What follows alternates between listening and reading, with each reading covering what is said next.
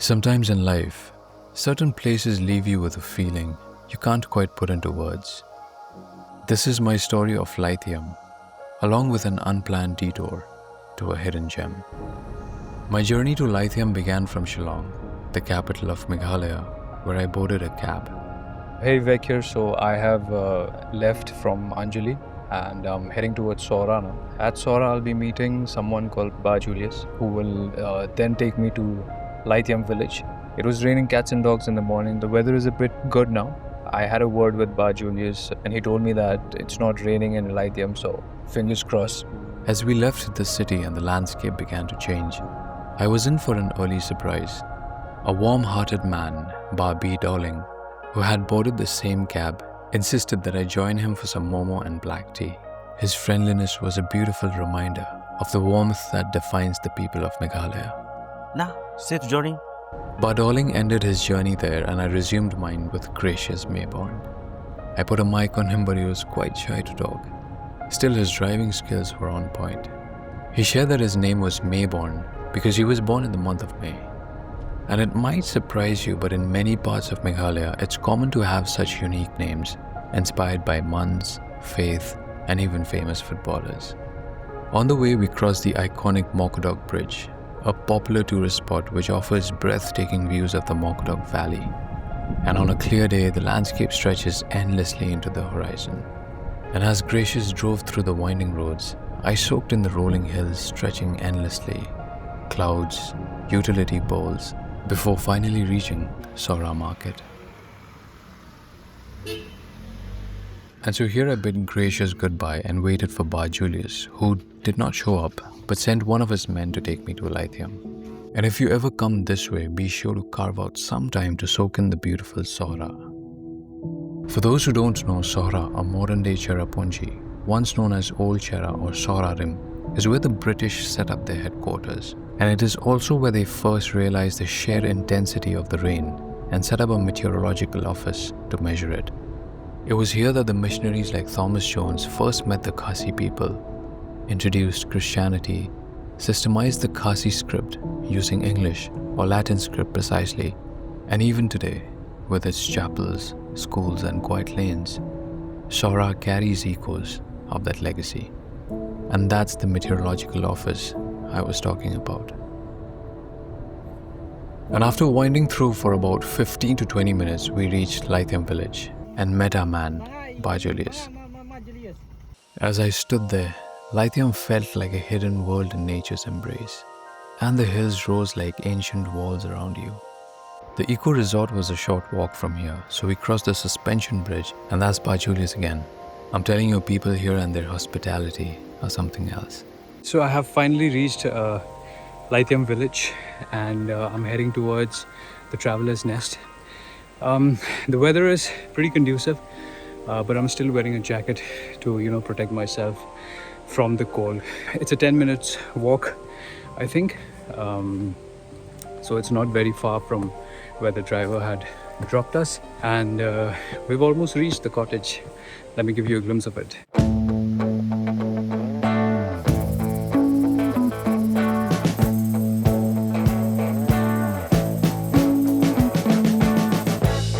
We've been living in sin so long, all the fields are gone.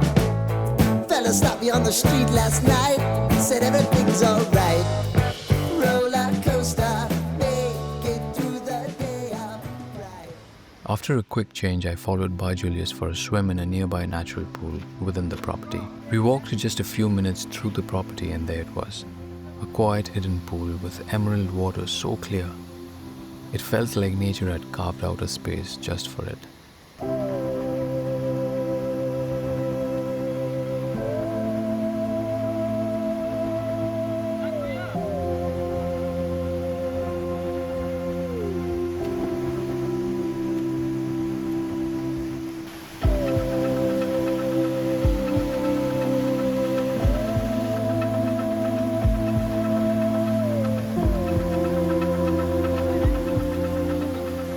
It was amazing after a long time. On our way back, we took a stroll and walked through the suspension bridge, and Ba Julius showed me a plant that can cause fever if touched, called dendrocnites in water. Definitely didn't touch that. As I walked around the property, I learnt about Terence R. Siemyong, the man who first championed tourism in this village. It was his vision that led to the Laitiam Riverside Eco-Tourism Hub, built through the Meghalaya Tourism Homestay Scheme. Once it got dark, I had dinner and watched Pa Julius and his friends head out to the market, torches in hand, fading into the quiet night. I went to my room, read for a while, and turned in early since Pa Julius had promised a surprise the next morning.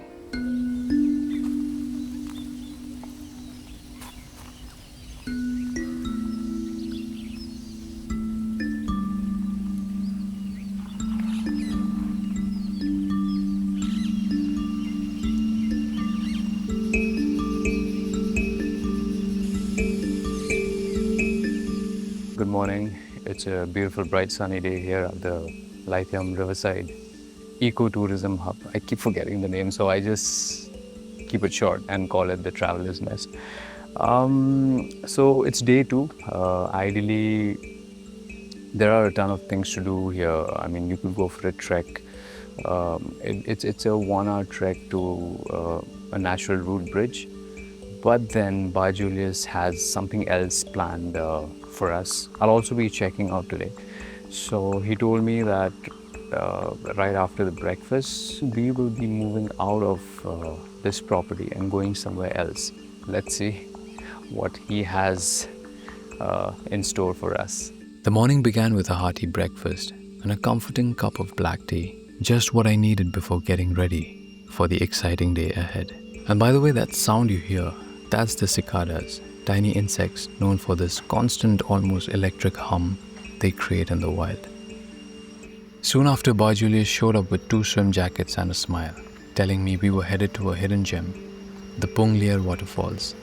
On the way, we made a brief halt because Pa Julius had something he wanted to show me.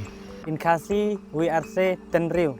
Uni utenriu uday uba, ipenunkam hagapor mansua por padon simen, padon tin, te kepor handai kishna yaune utenriu dagaba kishna ying hapot tenum opusna tenum ying. We are habit to carry anything. Takadao, you guys are fit. So, what I realized is this place is not as cold as Sohra, because Pa Julius was telling me that it's the lower side of Cherrapunjee. So the temperature is comparatively warmer than Sohra. And peak summers, it's really hot here. So shouldn't have gotten the jacket.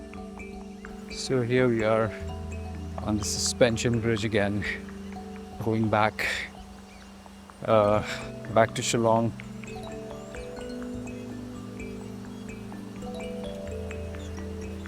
I think the first time when I walked on a suspension bridge, I was a bit scared.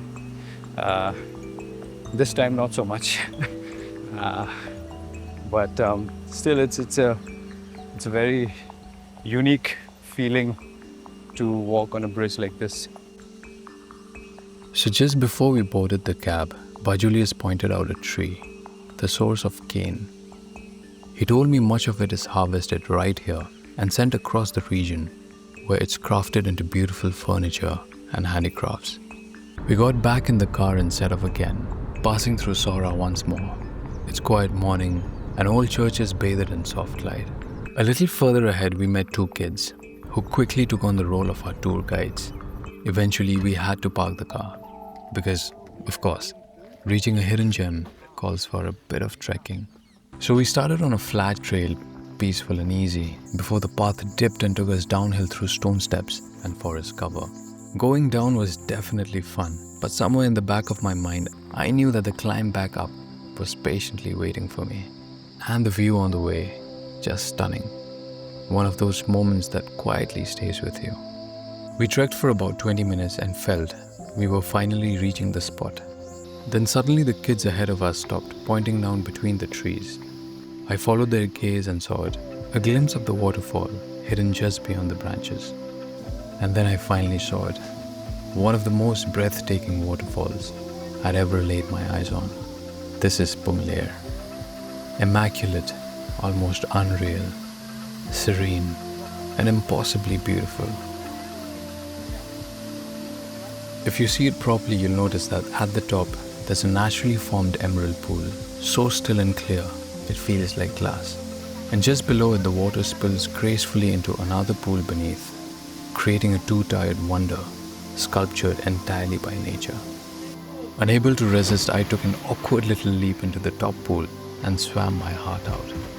I'm not an expert swimmer, and in unfamiliar waters like these, a swim jacket is always a good idea. The water, by the way, was colder than Laitiam, thanks to the higher altitude, but absolutely refreshing. I then swam in the pool below, took a few shots of the surroundings, and before I knew it, time had flown. I had filmed so much my battery gave up on me. So I couldn't record the climb back up, probably for the best because, let's just say, I wasn't exactly in top form. We just came back from Pung Lyer. Thanks to Ba Julius for showing me such a beautiful hidden place in Meghalaya. Once we reached Sohra, we grabbed a quick bite. And Ba Julius, for one last time, carried my bag and helped me find a shared sumo to Shillong. As I sat there waiting for the other passengers, my mind drifted back to Laitiam and Pung Lyer. The still water, the echo of the forest, the quiet moments that felt like they belonged to another time. And as we drove through the hills in the golden hour, I realized some journeys stay with you, not just for where they take you, but for the people and the quiet magic they leave behind.